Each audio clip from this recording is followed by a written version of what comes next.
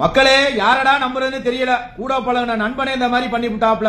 கேரளால இருந்து சவுதி அரேபியாவுக்கு லீவை முடிச்சுட்டு வரலாம் நினைச்சிருக்காப்ல. நண்பர் ஊறுகாய் டப்பா கொடுத்துருக்காப்ல. வீட்டுல இருக்கவங்க சொல்லிருக்காங்க, என்ன ஊறுகாய் டப்பா ஒரு மாதிரியா வீங்கி இருக்கு, இதை ஓபன் பண்ணி பார்த்தோம் அப்படின்னா அப்பதான் அதிர்ஷ்டவசமா தப்பிச்சிருக்காப்ல.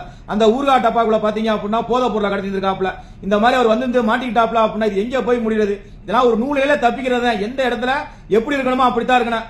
நீங்க இந்தியால இருந்து வெளிநாட்டுக்கு வரீங்க அப்படின்னா உங்களுக்கு தெரிஞ்சவனா இருக்கட்டும் இல்ல உயிருக்கு உயிர் பழவனா இருக்கட்டும், அந்த பொருளுக்குள்ள என்ன இருக்குன்னு தெரியாம கண்மூடித்தனமா வாங்கிட்டு வந்தீங்க அப்படின்னா இங்க உட்காந்து புடிச்சிட்டாங்க அப்படின்னா இது நான் கொடுக்கல, இதனோட ஃப்ரெண்டு தான் கொடுத்தான், அவன் கொடுத்தான், இவன் கொடுத்தான் அப்படின்னா எந்த ஒரு கேள்வியுமே கிடையாது. ஜெயிலுக்குள்ளதான் போகணும். இதுதான் உண்மையான விஷயம். இதுதான் ஆபத்துலயும் காட்டி கொடுப்பாங்கல்ல, அந்த மாதிரி கூட்டி கொடுக்குற வேலையெல்லாம் பாத்துக்கிட்டு இருக்காங்க. நண்பர்களே இந்த வேலையை பார்க்கலாமா?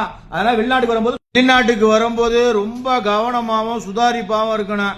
அவன் கொடுக்குறான் இவன் கொடுக்குறான்னு எதுவும் பார்க்காம கண்மூடித்தனமா வந்தீங்க அப்படின்னா இங்க காப்பாத்துறதுக்கெல்லாம் யாரும் கிடையாது. அம்மானாலும் முடியாது, ஆட்டுக்குட்டினாலும் முடியாது. வெளிநாடு சம்பந்தமான உங்களுக்கு எந்த ஹெல்ப் வேணாலும் நமக்கு டிஎம் பண்ணுங்க. என்னால முடிஞ்ச உதவியை பண்ணுவேன்.